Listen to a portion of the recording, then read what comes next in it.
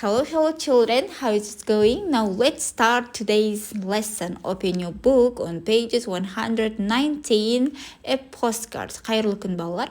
Кітабымыздың 119 бетін ашамыз. Бүгінгі тақырыпты өтетін боламыз. Менімен бірге болыңыздар. Exercise 1. Look at the postcard and read the first sentence in it. Яғни бізге хат берілген, осы хатты оқимыз, аударамыз, және 3 сұрақ берілген, сол 3 сұраққа жауап жазамыз. Dear Aunt May and Uncle Joe, greetings from Carpi, Italy. I'm staying at a hotel near the sea. We're having a fantastic time here. The weather is lovely. It's warm and the sun is shining. The hotel is great. It's got a huge swimming pool. I'm sunbathing now with Alex and Dad. Mom and Connie are shopping for souvenirs at the moment. Tomorrow we are going to Naples. I can't wait. We are all having lots of fun. See you soon, Fred. Яғни құрметті May and Joe, сіз Италиядан, Карпидан сәлем. Біз көлдің жағасындағы қонақ үйге орналастық. Бұл жақта өте керемет уақыт өткізіп жатырмыз. Ауа райы да сүйсінетіндей ауа райы, өте жылы, және де күн жарқырап тұр.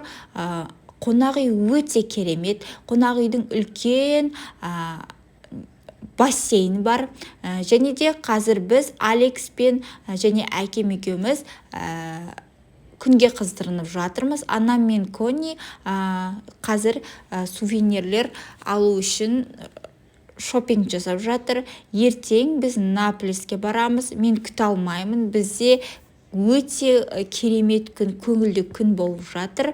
Болады, болашақта да see you soon деген келесі кездескенше дейді. Енді мынау сұрақтарға жауап береміз. Who is writing the postcard? Кім жазып жатыр хатты?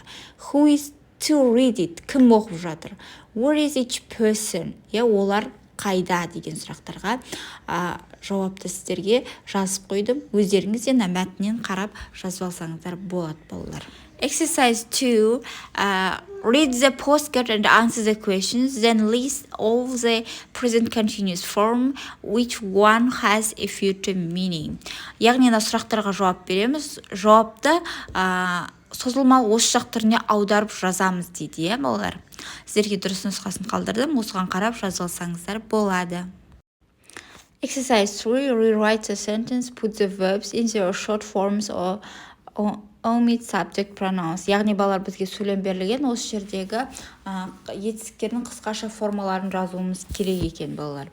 Көбінесе хат жазған кезде, почтаға хат жіберген кезде, досыңа мысалға жазған кезде, осындай қысқаша етістіктердің қысқаша формаларын пайдалану керек екен балалар, Мысалға, see you soon, яғни кездескенше, көріскенше дегенді, мысалы, I will see you soon деп айтпаймыз, тек see you soon дейміз, Мысалға, I miss you дегенді, мысалға, I miss you, I will miss you демес, тек қана miss you деп қысқаша айтсақ та болады. Солай мына сөйлемдерді жазып шығыңыздар деген балалар. Сіздерге дұрыс нұсқасын қалдырдым, қарап жазып алсаңыздар болады. Exercise 4. Writing, яғни жазылымға байланысты тапсырма. Imagine you and your family are on a winter holiday. Send a postcard to your English-speaking pen friend. Use the plan. Use upper and lowercase letters accurately. Яғни астында, яғни хат жазыңыз деп тұр да, досыңызға хат жазыңыз дейді. Сіздерге үлгісін берілген, осы үлгіге қарай отырып хат жазу керек екен балалар. Сіздерге мен бір нұсқасын қалдырдым, осыған қарап жазып алсаңыздар да болады. Осыған ұқсастырып өз нұсқаларыңызды жазсаңыздар да болады. Бүгінгі сабақ бітті. Сау болыңыздар.